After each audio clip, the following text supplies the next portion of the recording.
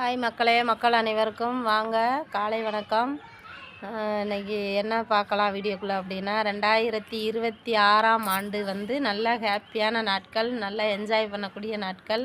எல்லோரும் கோயிலுக்கு போனீங்களா? நாங்கள் இன்னும் கோயிலுக்கே போகலை, நாங்கள் வீட்டிலே சாமி கும்பிட்டுக்கிட்டு இருக்கோம்.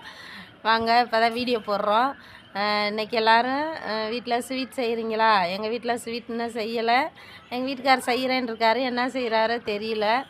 பாருங்கள், அதாவது மக்களுக்கு வந்து நம்மளுக்கு இறைவன் கொடுக்கறது வந்து வருடங்கள் 2025 நம்மளால் எதையும் சாதிக்க முடியல அப்படிங்கிற ஒரு இலக்கு இருக்கிறவங்க வருஷத்தை வந்து நம்ம குறை பேசக்கூடாது. நம்ம வருஷம் எல்லாமே நல்ல முறையாக தான் பிறக்கும். நம்மளுடைய வாழ்க்கையில் நம்ம வெற்றி பெறணும் அப்படின்னா நம்ம தான் உழைப்பை போடணும். நம்மளோட உழைப்பை போட்டால் மட்டும்தான் நம்ம வெற்றியாளராக மாற முடியும்.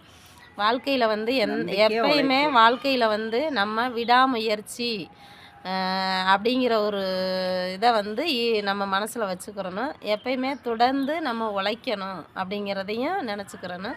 அப்போ நம்ம உழைச்சா மட்டும்தான் நம்ம விடாமுயற்சியாக அடுத்தடுத்த வேலை செய்கிறோமோ அதை வந்து நல்லா மன திருப்தியாக செய்யணும். நம்ம மேலே நம்ம நம்பிக்கை வைக்கணும். நம்மளால் முடியும் அப்படிங்கிற ஒரு விடாமுயற்சியை நம்ம நம்பிக்கை வைக்கணும். நாங்கள் வந்து எங்கள் வயசுக்கு பாருங்கள், எங்கள் வீட்டுக்கார் வந்து 7 வயசில் அவங்க அப்பா இறந்துட்டாங்க. அவங்க ஒரு பெரிய ஃபேமிலி, ஆனால் ஒரு ஏழ்மையான குடும்பத்தில் பிறந்தவங்க, விவசாயி. அந்த விவசாயியில் இந்த ஒரு பொக்கிஷம் கிடச்சதுனால அவங்களுக்கு நல்லா ஹாப்பியாக இருந்தாங்க. கஷ்டங்கள் எவ்வளவு வந்தாலும் அவங்கள வந்து கஷ்டத்தை மறந்து அவங்க வாழ்க்கையில் வர்றது கஷ்டம் நஷ்டம் எல்லாமே வரும். அதை நம்ம இஷ்டப்பட்டு எடுத்து நம்ம முன்னேற்றத்துக்கு போகணும் அப்படின்னா நம்மளோட முயற்சி மட்டும்தாங்க வேணும்.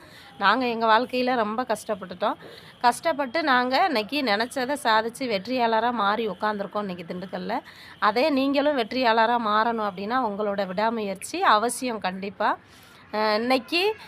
நாங்கள் இன்றைக்கி இவ்வளோ தொலைக்கு ஹாப்பியாக இருக்கோம் அப்படின்னா எது இருக்கோ இல்லையோ நம்மளோட வாழ்க்கையில் ஹாப்பியாக நம்ம வாழ்க்கை போய்கிட்டு இருக்கோம் அப்படின்னா எல்லாத்தையும் விட்டு கொடுக்குற தன்மை வேணும். எங்கள் வீட்டுக்காருக்கு அதிகமான தன்மை, விட்டு கொடுக்குற தன்மை. அவர் விட்டு கொடுத்ததுனால இன்றைக்கி நாங்கள் கெட்டு போகாமல் 2 பேருமே ஹாப்பியாக இருக்கோம். என்னோடய பேரன் பேத்தி சந்தோஷமாக எல்லோரும் ஹாப்பியாக இருக்கோம். நாங்கள் எங்களுக்கு இன்னும் ஒரே ஒரு ஆசைகள் தான் இருக்குது. எல்லா ஆசையும் நிறைவேறிச்சு. அந்த ஆசை என்னென்னா, RCM கம்பெனியில் நாங்களும் வெற்றியாளராக மாறி அச்சீவ்மெண்ட் எடுக்கணும் அப்படிங்கிற ஒரு ஆசைகள் எங்களுக்கு இருக்குது.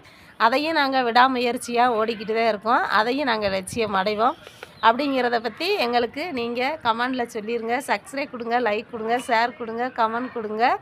நன்றி, வணக்கம்.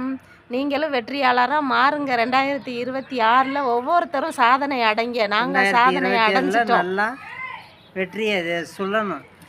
2027ல் எங்களை மாதிரி நீங்களும் நீங்கள் வெற்றி பெற்ற விஷயங்களை வந்து சொல்லுங்கள். நாங்கள் எங்கள் வயசுக்கு நிறைய சாதனையை பெற்று எடுத்துட்டோம். நீங்களும் உங்களோட வயசுக்கு, சிறு வயசாக இருக்கிறவங்களும் சரி, இருக்க போகிறவங்களும் சரி, நல்ல வெற்றியாளராக மாறுறதுக்கு ஒரு வாய்ப்பு.